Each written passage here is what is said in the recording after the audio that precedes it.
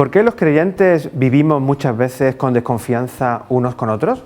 Si queremos ser coherentes y mostrarnos con la credibilidad de nuestras convicciones, hemos de buscar puntos de encuentro entre las distintas confesiones cristianas, pero también dentro de la propia Iglesia.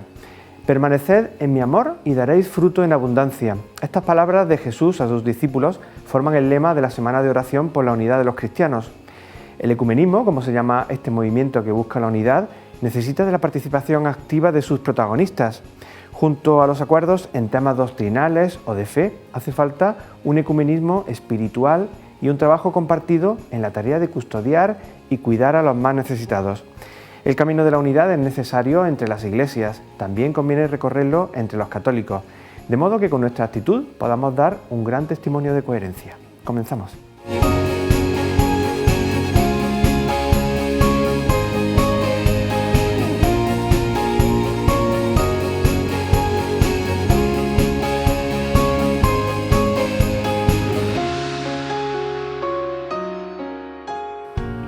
Soñamos que llegue un día en el que todos los cristianos, evangélicos, ortodoxos, católicos, compartamos una misma fe.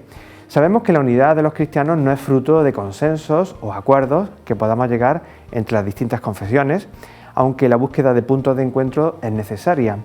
Hemos hablado con el pastor evangélico Abraham sobre incomprensiones mutuas, pero también sobre el fruto y la esperanza del movimiento ecuménico. Pues mi nombre es Abraham García Rena, tengo 58 años, para 59, procedo de Extremadura y soy pastor en la Iglesia Evangélica Española. Abraham lleva 11 años desarrollando su labor como pastor evangélico en Cartagena y reconoce una relación positiva con la Iglesia Católica. Estoy sirviendo al Señor aquí, muy contento y colaborando en la fraternidad y en estrechar lazos con los hermanos católicos, que nos llevamos muy bien y sobre todo y básicamente pues con el lugar donde hacemos este tipo de encuentros, que suele ser en la iglesia de los Paules. Encuentros entre representantes de distintas confesiones para promover el camino ecuménico. La Iglesia Evangélica está presente en Cartagena desde hace siglo y medio. La Iglesia Evangélica Española es heredera de los valores de la Iglesia Reformada de Martín Lutero del siglo XVI, luego XVII, y de los reformadores que salieron de Santiponce de Sevilla, Casiodoro de Reina, Cipriano de Valera, que son los actuales traductores y revisores de lo que fue la Biblia del Oso. Y de ahí pues llegaron aquí a Cartagena también pues unos ingleses por medio de las minas de la Unión y otros lugares, y a partir de ahí hay esa necesidad siempre de fraternidad y de colaboración con el entorno religioso católico, que es el mayoritario, el que había en aquel tiempo y también hoy día, ¿no? La relación entre católicos y evangélicos no siempre ha sido cordial. El movimiento ecuménico busca avanzar en la unidad de todas las iglesias cristianas y está ayudando a superar desconfianzas basadas en incomprensiones mutuas. Entonces ha calado y todavía cala en muchos cristianos católicos el que los protestantes somos una secta, aunque ya se levantó toda la excomunión a Martín Lutero, etcétera. Pero todavía en el cristiano de base, que no se ha formado o no le ha interesado mucho el ecumenismo, seguimos siendo como la oveja negra del cristianismo católico, ¿no? Y universal. Y sin embargo, eso es algo que con el movimiento ecumenista aquí en Cartagena se está limando bastante. Por lo tanto, no hemos encontrado mucha dificultad a nivel de algunas personas, de algunos cargos religiosos, sí en otros, pero muy poco. La verdad es que el ambiente entre mis colegas católicos, sacerdotes hablo, pues es muy bueno, muy cordial, por lo menos con todos los que he contactado, y puedo decir de algunos de ellos que somos verdaderamente amigos, que nos llamamos, podemos quedar, compartir experiencias. El movimiento ecuménico ha recorrido importantes etapas en su época reciente. En 1999, después de 4 siglos de distanciamiento, la Declaración Conjunta sobre la Doctrina de la Justificación constituyó un hecho histórico entre la relación en luteranos y católicos. Además, numerosos gestos de acercamiento entre católicos, luteranos, anglicanos y ortodoxos se han multiplicado a lo largo de los 3 últimos pontificados. Un movimiento de acercamiento que debe seguir desarrollándose a pesar de las incomprensiones entre creyentes de distintas iglesias. Con los laicos pues también se ha mejorado bastante. Hemos tenido que salvar muchas murallas de comprensión, empezando por la cúpula eclesial y luego bajando a lo que es el pueblo. Pero igual nos ocurre a nosotros, y me ocurre a mí como protestante. Dentro del pueblo evangélico somos la minoría en Cartagena que quiere y tiene, de hecho, de facto, una relación ecuménica. El resto sigue viendo a la católica como, si a nosotros los católicos nos ven como una oveja negra, pues también hay personas que ven a los católicos como la parte que humilla, ¿no? Y sin embargo creo que no, que precisamente esta semana de oración de los cristianos y el lema que tenemos en esta semana de permanecer en mi amor y daréis fruto en abundancia, nos habla ese mensaje de fraternidad, de respeto, de tolerancia, de que el amor está por encima de todas estas diferencias. Desde hace más de 5 años existe un equipo de cristianos de las distintas confesiones que se reúne en la región para orar, en una relación que se ha reforzado precisamente ante la situación de la pandemia. El movimiento social ha servido para que podamos colaborar, de tal manera de que a mí me vienen personas necesitadas y yo las derivo a Cáritas de las respectivas parroquias sin ningún tipo de problema.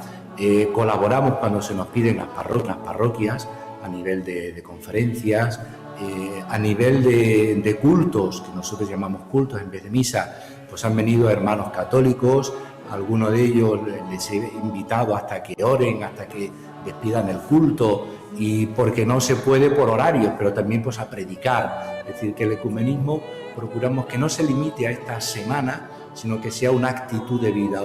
Una semana para rezar por la unidad de la fe cristiana que está sirviendo para mejorar la comprensión mutua, reforzando un camino aún difícil, pero que sin marcha atrás, el del movimiento ecuménico.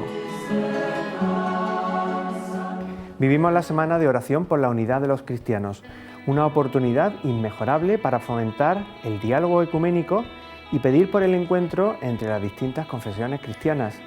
La Diócesis de Cartagena nos invita a participar en una celebración virtual que tendrá lugar el próximo viernes 22 de enero por la noche. En esa celebración participarán los 3 equipos destinados a la misión ecuménica de la Diócesis junto a representantes de la Iglesia Evangélica de Cartagena.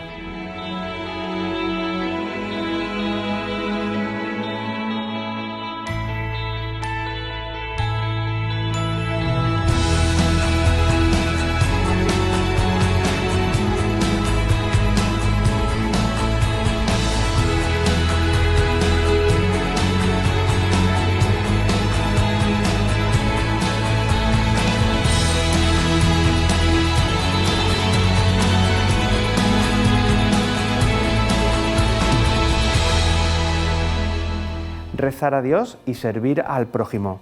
2 acciones que se integran y que constituyen para el Papa Francisco los pasos necesarios para una relación fraternal entre los creyentes, aunque seamos de distintas religiones. Así nos lo pide el Papa Francisco. Al rezar a Dios siguiendo a Jesús, nos unimos como hermanos con los que rezan siguiendo otras culturas, otras tradiciones y otras creencias. Somos hermanos que oramos. La fraternidad nos lleva a abrirnos al Padre de todos y a ver en el otro un hermano, una hermana, para compartir la vida, para sostenerse mutuamente, para amar, para conocer. La Iglesia valora la acción de Dios en las demás religiones, sin olvidar que para nosotros cristianos la fuente de la dignidad humana y de la fraternidad está en el Evangelio de Jesucristo.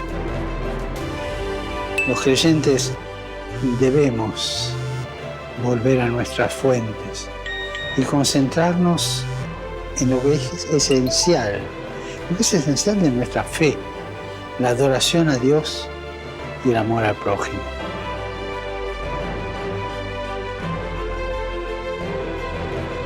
Recemos para que el Señor nos dé la gracia de vivir en plena fraternidad con los hermanos y hermanas de otras religiones, no andar peleando y rezando unos por otros, abriéndonos a todos.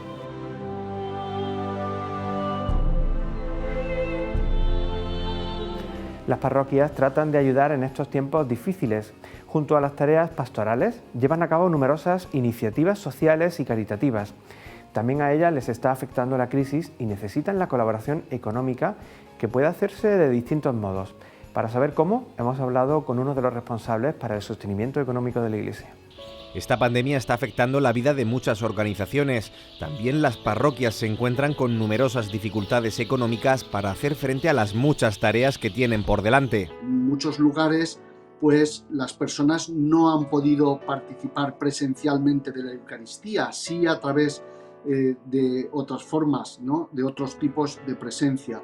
Entonces, eso ha ido en detrimento de las colaboraciones directas con los que la Iglesia cuenta para desarrollar su labor. La labor de la Iglesia no descansa a lo largo del año. El sostenimiento económico de la Iglesia Católica depende directamente de la participación de los fieles a través de dos vías. La X de la casilla de la Iglesia en la declaración de la renta y las aportaciones directas en forma de, pues, en la colecta, en el cepillo, de suscripciones periódicas o de otra forma. Más allá del tiempo de la declaración de la renta, la llamada de auxilio de muchas parroquias invita a ser solidario durante todo el año. Más de 8.000 bautizos celebrados el pasado año.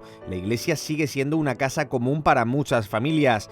De las casi 300 parroquias de la diócesis de Cartagena, muchas de ellas piden ayuda de sus feligreses. Desde el portal Dono a mi Iglesia se puede realizar fácilmente. El que la iglesia pueda tener un portal de donativos de manera que facilite a cualquier persona que pueda dedicar una parte de sus ingresos a colaborar con la inmensa labor que la Iglesia desarrolla, pues es una gran oportunidad. Un método seguro que además desgrava a Hacienda. Y de ese portal de donativos viene a que la tecnología nos ayuda en nuestra vida cotidiana, también en esta forma de colaboración tan directa, tan sencilla y tan eficaz como es el portal donoamiglesia.es.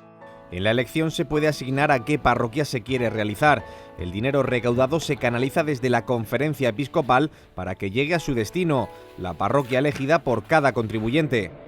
Una colaboración sin compromiso de permanencia, con libertad para que el donante elija el modo que prefiera. Es cierto que como es un donativo y es libre y voluntario, también en el portal de donativos una persona se puede dar de baja, puede hacer un donativo solo puntualmente, o puede comprometerse a dar el donativo de manera mensual, de manera trimestral, de la cantidad que se quiera. Y puede estar informado con detalles, si lo desea, de lo que se hace con el dinero a través de la web iglesiasolidaria.es, un modo de facilitar la colaboración y el compromiso de los fieles con el sostenimiento de la iglesia más cercana para poder seguir prestando las tareas pastorales y caritativas.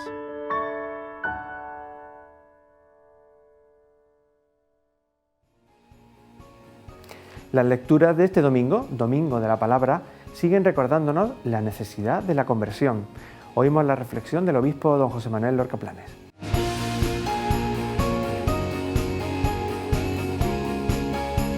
Saludos amigos. Ya en el tercer domingo del tiempo ordinario, el tiempo pasa, pero bueno, estamos al comienzo de un año que lo tenemos cargado de esperanza. Y Dios viene a nuestro encuentro.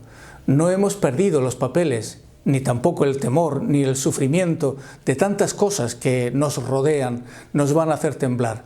Cristo es la piedra angular, el centro de nuestra vida donde estamos asentados y estamos contentos. Estamos viviendo una experiencia gozosa. Ahora bien, atención, no podemos descuidarnos y por eso la liturgia nos dice: conviértete. No te olvides que la conversión es una decisión personal que tienes que hacerla tú, sobre todo para volver al Padre, para volver a Dios. Y esta decisión personal se parece mucho, porque es así, a cómo lo hizo el hijo pródigo, ¿lo recuerdan? Hasta que no llegó el momento en el que se dijo a sí mismo: me levantaré, iré y le diré a mi Padre. Hasta ese momento todo eran palabras, pero se las llevaba el viento. La decisión tiene que ser firme y personal. El Papa Benedicto XVI nos decía que la conversión es un cambio de rumbo, volver de nuevo a la casa del Padre. Por otra parte, es mi vocación esencial, es tu vocación esencial. Cuando fuimos bautizados, se nos llamó a la santidad. La santidad es prácticamente nuestra vocación primera. Mi vocación es el amor, decía Santa Teresita del Niño Jesús. Bueno, pues nuestra vocación es el amor, vivir en la plenitud del amor, vivir en Dios. Porque Dios nos quiere santos y limpios de corazón. Es realmente una bellísima invitación la que nos hace el Señor. Nuestro modelo siempre tiene que ser un modelo seguro. No puede ser otro sino Cristo. Tenemos muchos modelos, una nube de santos que nos ayuda y que nos apoya y que desde el cielo interceden también por nosotros. Pero nuestro modelo, Jesucristo. Jesucristo ha sido el que sale siempre a nuestro encuentro, nos cura, nos perdona, nos repara, nos reconstruye, nos levanta cuando caemos. Pero quería, por otra parte, hacer hincapié en lo que el Papa Francisco nos ha pedido para este tercer domingo del tiempo ordinario. Es el domingo de la palabra. Que estemos preparados para escuchar siempre a Dios, Cristo nuestro modelo, y nosotros oídos atentos. Abramos bien los oídos, que escuchar la palabra es fundamental para el cambio de vida, para el cambio de rumbo. ¿Y cómo lo voy a hacer? No con una decisión solo personal, sino con ayudas, por medio de la oración, por medio de la contemplación de nuestro Señor y sobre todo con la escucha. Estar atentos para escuchar la palabra de Dios. Estas cosas creo que son fáciles, no necesitan explicarse, pero ya saben que es urgente. Una de las cosas que la diócesis de Cartagena procura hacer también es ayudar a los fieles con la lección divina, y se prepara porque la lección divina te ayuda todavía a interiorizar más la palabra, te ayuda a ir creciendo en el conocimiento mayor de Dios. Pues os invito a esto, que escuchéis la palabra y si tenéis la ayuda de la lección divina o tenéis la ayuda de la oración y la contemplación y la admiración de Dios, será un regalo muy grande para todos. Que Dios os bendiga.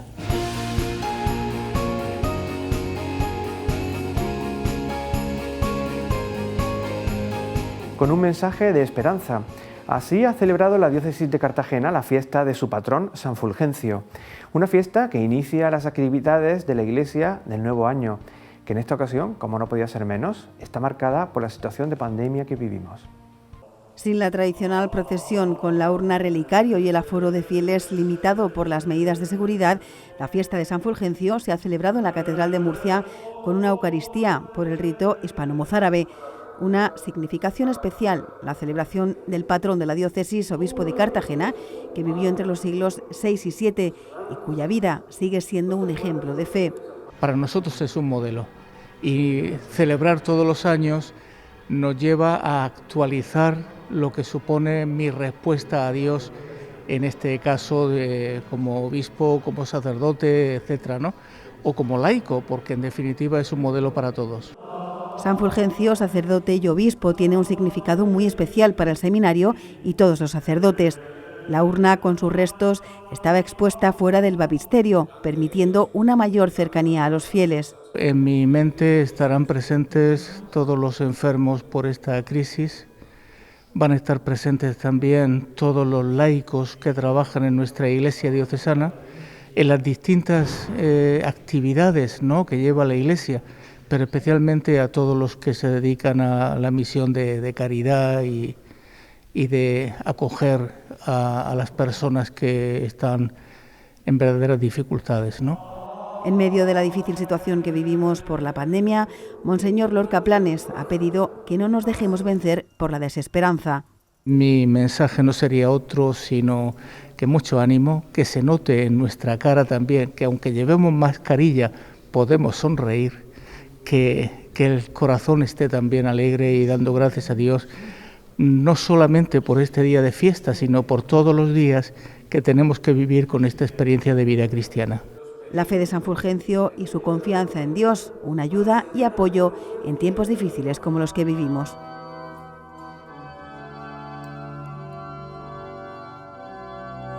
Se ha cumplido el centenario de la consagración episcopal del obispo murciano Francisco Frutos. Para muchos, este nombre está relacionado con una céntrica calle de la ciudad de Murcia, pero la realidad va más allá. Fue el obispo más joven de España y tuvo una gran importancia en la región, en especial con el periodismo murciano. Vamos a recordarle. La calle Obispo Frutos de Murcia debe su nombre a Francisco Frutos Valiente. Nacido en 1883, fue ordenado sacerdote en 1907 en Toledo y al año siguiente ya era canónigo. Él sufre dos oposiciones, no como ahora que los canónigos se eligen de otra forma. Entonces era por una durísima oposición, los ejercicios se hacían en latín y un tribunal presidido por el arzobispo, el cardenal entonces, es quien determinaba quién ganaba la oposición. 4 años después fue proclamado canónigo dignidad de magistral. Su deseo era regresar a Murcia, pero los designios del Señor lo condujeron por otros derroteros. En 1920, con solo 36 años, fue preconizado obispo de Jaca. Él mismo afirma en una carta a un antiguo profesor suyo, don Tomás Hervás, decía: bien sabe usted, mi querido profesor, que esto es cosa del cielo, pues nadie de los que han intervenido en mi elección me conocía. Es el obispo más joven de España cuando se le elige como tal. Su consagración, sin embargo, se produjo meses después, a comienzos de enero. Fue el 9 de enero de 1921 en la Catedral de Murcia. El cardenal de Toledo prefiere que se haga en Toledo. Mientras tanto, el cardenal muere y se abre el camino para que la consagración sea aquí en Murcia. Nacido y criado cerca de la catedral, en Santa Eulalia, una placa ya derruida recordaba la figura del obispo Frutos, a la que la ciudad de Murcia dedicó una calle y una lápida apenas visible. Pero su relación con su tierra fue más allá. Evitó la desaparición de la Universidad de Murcia y fue fundador del diario La Verdad. Hasta entonces estaba El Liberal, era el principal periódico, dirigido por Pedro Jara Carrillo. Curiosamente, quien da la noticia de la preconización de Francisco Frutos como obispo de Jaca dice que, como otros sacerdotes, se han tenido que ir de Murcia para hacer carrera y para poder vivir. Pero contrajo una fatal pulmonía que le costó la vida con tan solo 49 años, siendo también el obispo más joven en fallecer. Al menos una calle recuerda su figura, la del obispo Frutos.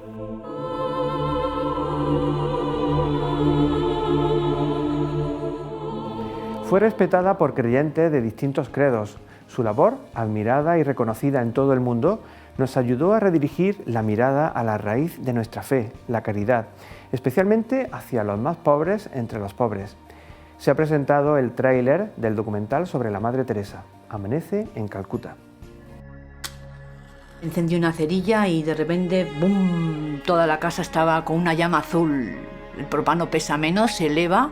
Quise escapar, abrir la puerta de la cocina, pero ya no podía porque los dedos los tenía ya así. Me llegó una carta de Madre Teresa diciéndome: veamos si es verdad que el Señor te está llamando a la vida contemplativa. Come and see. Muchísimas veces vi de frente la muerte y pensé que ese era el último momento de mi vida. Pero yo comprendí y me lo dije a mí mismo: acabo de conocer a la mujer de mi vida. Hunger is not only for a piece of bread. Hunger is for love. Vi a muchas mujeres recogidas de la calle con gusanos, con amputaciones porque se las habían comido las ratas, sus pies, sus manos. Tú eres hija mía y como tal compórtate. Desde el momento en que puso su mano sobre mi cabeza y me bendijo, indudablemente sabía que estaba ante mi madre. La Madre Teresa siempre buscó poner luz en aquellos sitios donde hay oscuridad. Esa luz que falta, ese amanecer en Calcuta, para la Madre Teresa eso era un motivo de levantarse cada día y de buscar esa luz allí donde solamente había oscuridad.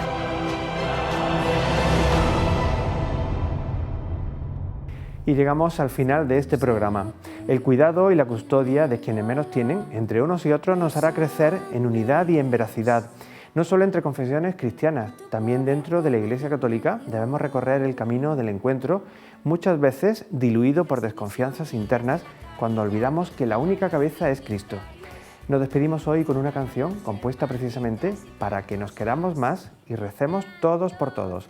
Forofos es un tema de Hakuna dedicado a la gran familia de la que todos formamos parte. Nos vemos la semana que viene. Sean felices.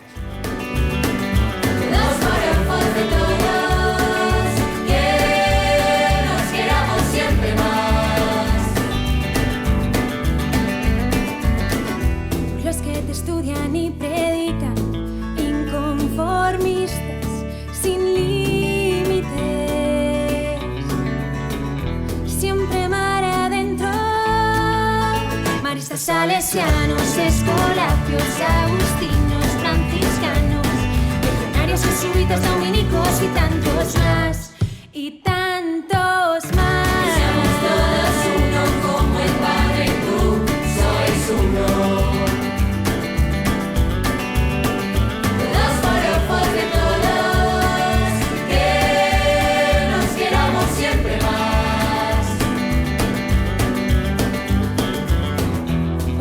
Sostienen tu familia día a día, siervos de todos.